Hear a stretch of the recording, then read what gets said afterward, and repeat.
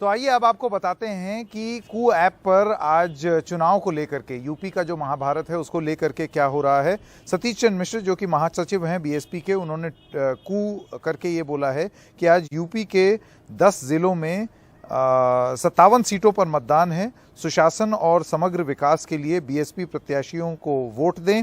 पीयूष गोयल उसके बाद लिखते हैं कि उत्तर प्रदेश में आज छठे चरण का मतदान हो रहा है। सभी मतदाताओं से आग्रह है कि प्रदेश को अधिक सामर्थ्यवान और सशक्त बनाने के लिए भारी संख्या में वोट डालकर लोकतंत्र के महापर्व में अपना योगदान दें। तो ये बयान है जो कि दिए हैं सब लोगों ने कू ऐप पर। अब आपको ये बताते हैं कि गोरखपुर जहां पर हम सुबह थे, वहां पर पूर्वांचल की लड़ाई का एक वो गढ़ माना जाता है जहां से मुख्यमंत्री खुद लड़ रहे हैं। 111 सीट हैं कुल पूर्वांचल में जहां पर वर्चस्व कायम करना चाहती है बीजेपी। लेकिन गणित क्या है आपको वो बताते हैं और उसके बाद सुनाएंगे गोरखपुर से ही विधायकी लड़ रहे हैं मुख्यमंत्री योगी आदित्यनाथ। लेकिन गोरखपुर के सांसद रवि किशन का क्या मानना है, ये सारी चीजें, सारी गणित और रवि किशन का क्या कहना है, सब आपको सुनाएंगे। सुनिए। 5 चरणों के बाद आज छठवें चरण का चुनाव है, मतदान है उत्तर प्रदेश में। और इससे पहले की जो लड़ाई थी वो पश्चिम में थी, रोहेलखंड में थी, बुंदेलखंड में थी, अवध में थी, जो केंद्रीय क्षेत्र है उसमें थी। लेकिन ये लड़ाई अब छठवें और 7वें चरण की जो लड़ाई है ये पूरी तरीके से पूर्वांचल की लड़ाई है। और ये बहुत ज़रूरी हो जाता है, वो इसलिए क्योंकि पूर्वांचल जिस तरफ मुँह करता है उसकी सरकार बन जाती है। अगर आप 2007 का उदाहरण देखें, 111 सीटों में से 70 बसपा के पास चली गई। किसकी सरकार बनी? बसपा की। 2012 में 80 सीटें समाजवादी पार्टी के पास थीं। किसकी सरकार बनी?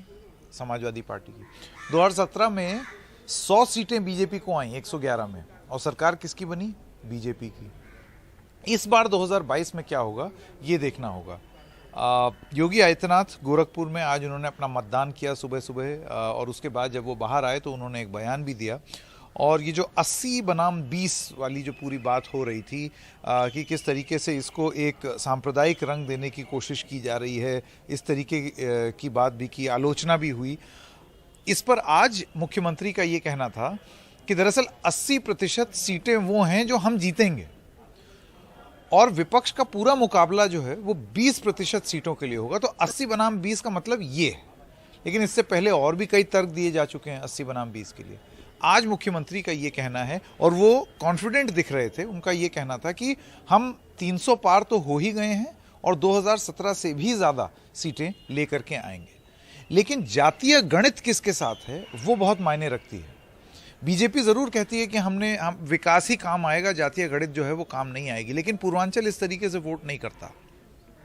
बीजेपी के पास अपने अलायंस पार्टनर्स हैं, उनके पास अपना दल, अनुप्रिया पटेल का जो गुट है वो है, और संजय निषाद है। लेकिन समाजवादी पार्टी के पास, अगर आप रालोद छोड़ दें क्योंकि वो पश्चिमी उत्तर प्रदेश का गठबंधन था, बाकी सारे गठबंधन जो उनके हैं वो यहाँ पूर्वांचल में रंग दिखा सकते हैं।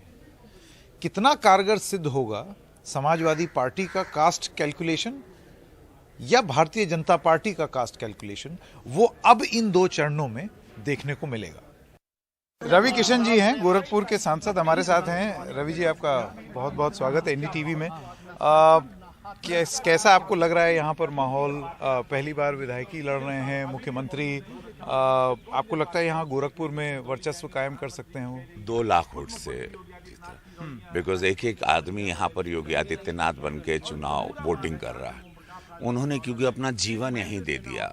इस गोरखपुर ने अपने आप को तबाह भी देखा था, बर्बाद भी देखा था। बीमारू प्रदेश है, बच्चे मर जाते थे, इंसेफ्लाइटिस एक बीमारी होती थी। आज वही गोरखपुर जहाँ फिल्मों की शूटिंग हो रही है, एम्स भी है, फर्टिलाइजर भी, नए रोजगार भी है, 4 लेन 6 लेन भी है, बिजली भी है, सब कुछ पा रहे हैं। तो आज वो व्यक्ति अगर उनके पास है तो आज सब अपना ऋण चुकाने के लिए निकले। कास्ट इक्वेशन से भी बहुत मायने रखती है। हमने देखा 2017 में बीजेपी को इसका लाभ भी हुआ।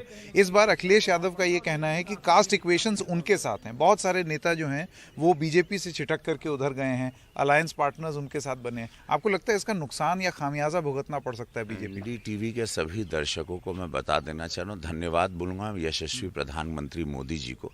उन्होंने डिजिटलाइज कर दिया। अब गाँव देहात का आदमी स्मार्टफोन लेके चलता है, उसकी बुद्धि जाग गई है, पढ़ा लिखा देखा। एजुकेशन सिस्टम अब उत्तर प्रदेश में बदल गया है। अब लड़के स्मार्ट हो गए, बेटियां स्मार्ट हो गई। अब वो सारे जात पात की राजनीति को ध्वस्त कर दिया, सब लोगों ने लात से मार के फेंक दिया। पूरी समाजवादी पार्टी की कैंपेन बेरोजगारी पर है। बेरोजगारी एक जमीन पर मुद्दा है, आप मानते नहीं? आप कहीं भी किसी भी युवा से बात करें, 4 लोगों में से 3 लोग तुरंत बोलेंगे कि हाँ बड़ी दिक्कत हुई है। नहीं, लेकिन उन लोग की सरकार 10-10 साल थी तो कहाँ वो जनता को राजा बनाए हुए थे? उन लोग तो दरिद्र बना के रखे थे। जब उनके पास 10-10 साल की सत्ता थी तो वहाँ पे बेरोजगारी, वहाँ पे रोज लूट मचोर, व्यापारी को लूटना, गोली मारना, बच्चे को उठा लेना, बेटियों को उठा लेना। उन लोगों के टाइम पे कौन सा लोग राजा बना के सबको घूम रहे थे? ये 5-70 साल के गड्ढे को हम लोग भर रहे हैं 5 साल में। तो उन लोगों ने तो दरिद्र बनाया था, इसको बीमारू प्रदेश बना दिया था, भिखारी प्रदेश बना दिया था। सपा वाले हमसे पूछे यूपी में का बात, तो हम बोले जे कबो न रहल अब बा, यूपी में सब बा।